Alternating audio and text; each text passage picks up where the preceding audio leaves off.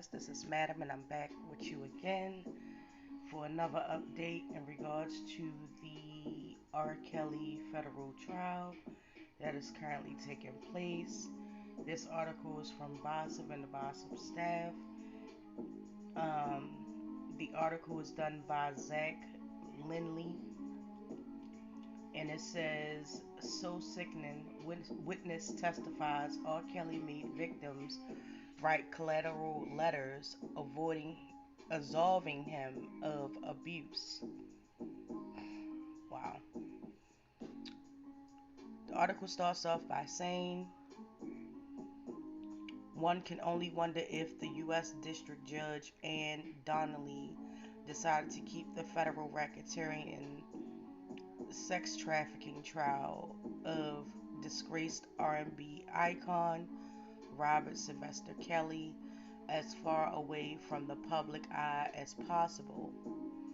It's almost as if she knew that if the trial were televised, we'll all just end up watching Surviving R. Kelly on steroids." Okay? On Wednesday, the women referred to Jane Doe, who previously testified that Kelly spanked her, made her smear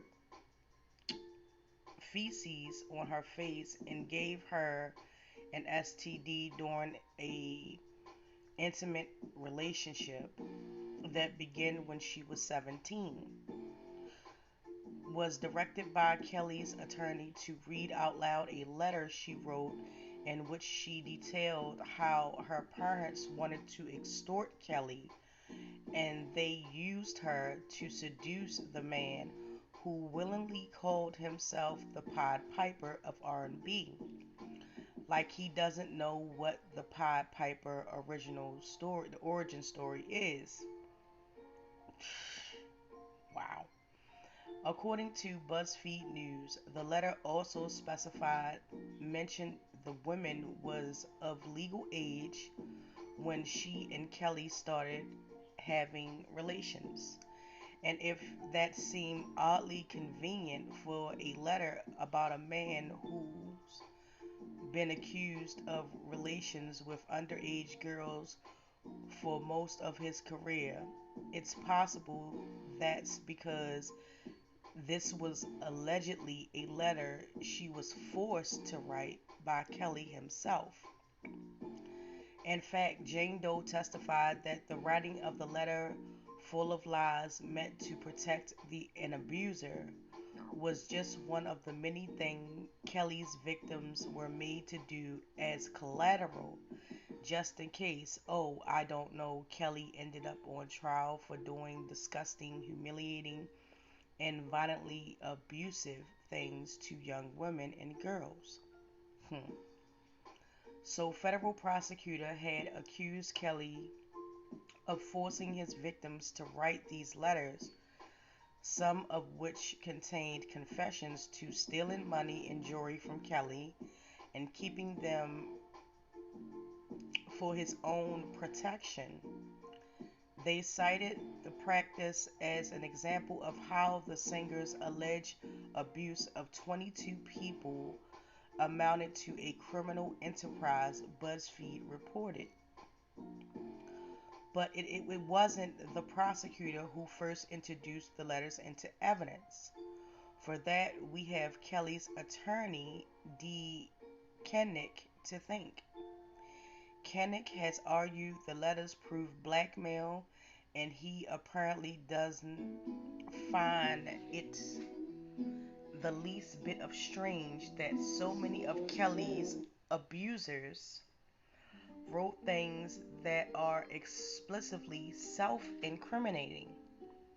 Like, who would do that willingly, right? Alright? Instead of Kannick insists the letters prove Jane Doe and her parents conspired for her to lure Kelly into a sexual relationship, which wouldn't be possible if a man in his late 40s wasn't willing to have relations with a teenager. Oh, wait, I forgot. One letter also specifically claimed Kelly wasn't even coming on to her and said even though I wanted to have relations with him, he was not showing the same interest. Mm. In the statement, it says, I desperately wanted you to want me how I craved you. The letter reportedly continued, if you don't bring back that little D, I'm going to tell everyone you ard me. Since I since I was a minor, you're not trying to seduce me, and that makes me want you even more. These were the statements the defendant made me write, Jane Doe said in court of the letters that sounded curiously like chapters of Trapped in the Closet. Mm. At some point, we need to admit we should have thrown this man away nearly 3 decades ago when the news first broke that a 27-year-old R. Kelly married the 15-year-old Aaliyah, which one accuser recently testified Kelly told her he did so. He did so the late. He did. Excuse me. Kelly told her he did so the late singer to get an abortion. Basically, what he's saying is that he married her so that she would be able to get an abortion, which allegedly means that she was with child, um, according to the insider. It's worth mentioning that on Tuesday, one of the witnesses testified that Kelly forbid his girlfriends from watching Surviving R. Kelly because apparently everybody is lying but him. Man, what is going on? What is he doing? But yeah, man, that's the update as far as the trial has progressed.